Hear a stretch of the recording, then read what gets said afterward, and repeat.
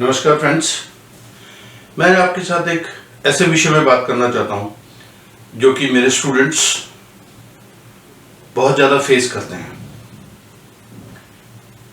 और वो समस्या है नॉन फ्लुएंसी इन इंग्लिश या स्पोकन इंग्लिश बहुत अच्छे तरीके से ना बोल पाना।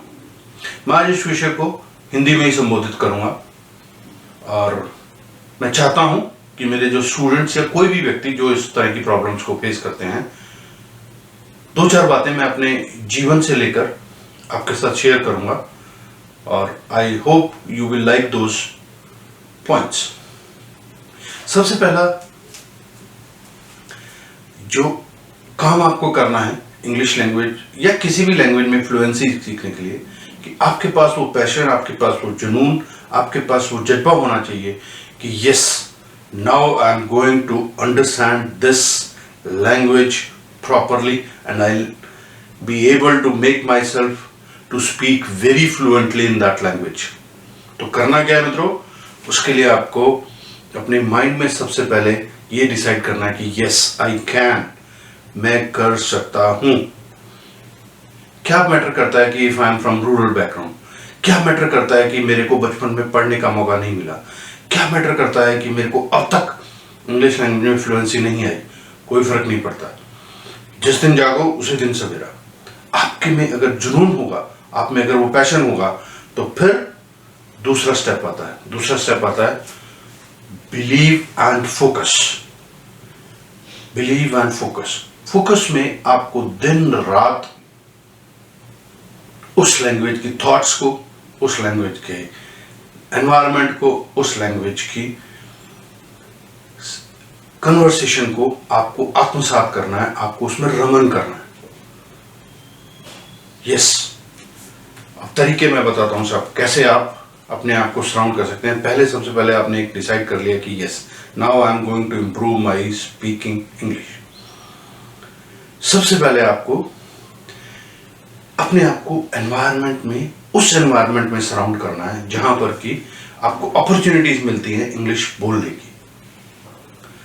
आपका जो फ्रेंड सर्कल है, कोशिश कीजिए कि वो वैसा हो जो कि इंग्लिश में बात करते हो। आपके परिवार में हो, उनको बोलिए कि साहब now I will speak in English only.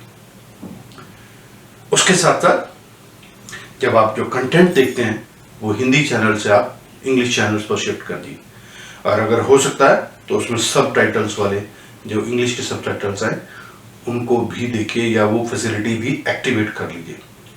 फिर इसके अलावा आप सब लोग मूवीज देखते हैं।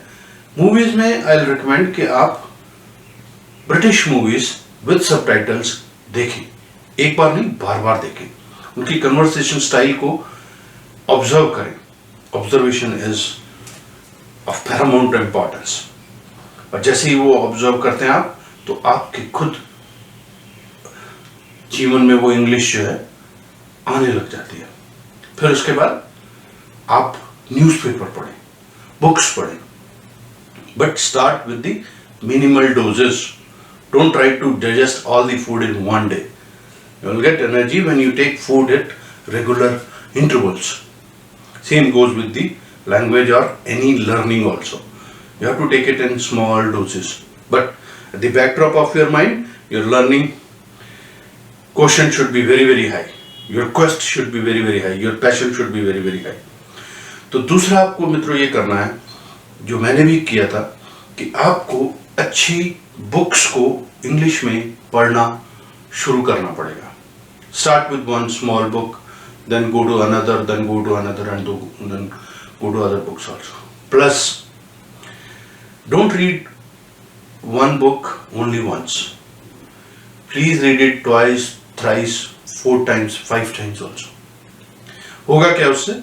उससे वो उसका लैंग्वेज, उसका conversation style, because author basically tries to speak to the audience, तो आपके माइंड में वो एक इम्प्रिंट बनाता जाएगा।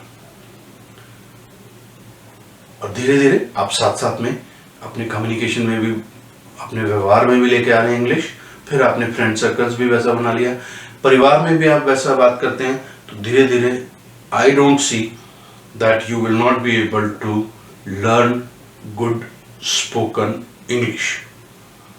इसके अलावा 2-4 बुक्स हैं, वो अगर आप चाहें तो आप कर सकते हैं। वो they are very old titles but they are relevant today also, you will receive their updated version also. एक बुक आती है साहब, English made easy by Norman Lewis. एक दूसरी बुक आती है 30 days to a powerful vocabulary, ये भी नॉर्मन लुइस की है। Then 30 days to improve your English, ये विल्फ्रेड फंक की बुक आती है। ये 3 किताबें, ऑथर्स में शायद नाम आगे पीछे और होगा। बट इसके अलावा अगर आपको लगता है कि यस मेरा थोड़ा ग्रामर कंपोजिशन का पार्ट भी वीक है, मुझे उस पर भी इम्प्रूव करना है, क्योंकि बेस वही है सर। अगर आपकी ग्रामर कंपोजिशन पूरी होगी then you will be able to speak flawless English. तो उसके लिए रेन एंड मार्टिन की बुक आती है, grammar, English grammar and composition, और साथ में उसकी एक की भी आती है, जो कि उसके जो क्वेश्चंस दिए होते हैं एंड में, उनको आप पढ़ सकते हैं। With this one more thing also left.